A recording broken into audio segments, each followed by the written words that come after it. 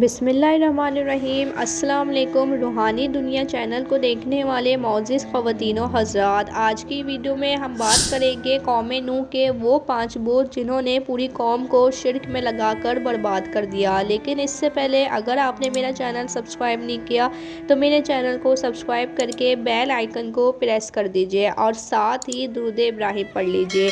اللہم صلی علی محمد وعلی آل محمد کما صلیت علی ابراہیم وعلی آل ابراہیم انک حمید مجید۔ اللہم بارک علی محمد وعلی آل محمد کما بارکت علی ابراہیم وعلی آل ابراہیم انک حمید مجید۔ اللہ تعالیٰ نے حضرت آدم علیہ السلام کی اولاد میں خوب برکت فرمائی اور اولاد آدم سے بہت سی بستیاں آباد ہو گئی۔ تمام لوگ سابقہ انبیاء کی تعلیمات کے مطابق صرف اللہ تعالیٰ کی عبادت کرتے اور ان کے ساتھ کسی کو شریک نہیں ٹھہراتے تھے۔ اولاد آدم کا اللہ تعالیٰ کی عبادت کرنا شیطان کو بہت زیادہ برا لگتا تھا اور وہ اس سوچ میں تھا کہ کسی نہ کسی طرح اولاد آدم کو گمراہی میں مبتلا کر کے اللہ تعالیٰ کی رحمت سے دور کیا جائے۔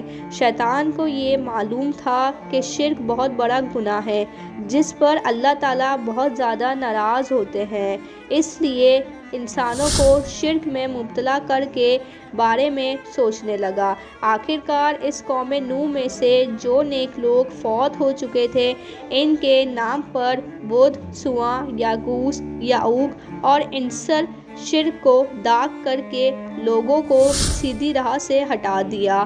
فرمان الہی ہے اور انہوں نے کہا، اے لوگو، تم اپنے معبودوں کو ہرگز نہ چھوڑنا۔ حضرت عبداللہ بن عباس سے روایت ہے، قوم نوح میں شرک کی ابتدا اس طرح ہوئی کہ بدھ، سواع، یاغوث، یعوق اور عنصر یہ 5 افراد قوم نوح کے نیک لوگ تھے۔ جب یہ وفات پا گئے تو شیطان نے ان کی قوم کے دل میں یہ بات ڈالی کہ تم ان کے بیٹھنے کی جگہوں پر ان کے ناموں کے مجسمے بنا کر رکھ دو تاکہ انہیں دیکھ کر تمہیں اللہ کی عبادت کا شوق پیدا ہو، اور قوم نے ایسا ہی کیا۔ پھر جب مجسمے بنانے والے مر گئے تو ان کے بعد آنے والے لوگوں نے لا علمی میں یہ سمجھا کہ ہمارے باپ دادا انہی مجسموں کی عبادت کیا کرتے تھے۔ انہوں نے ان نیک لوگوں کے مجسموں کی عبادت کرنا شروع کر دی اور اس طرح ان کے درمیان شرک پھیل گیا۔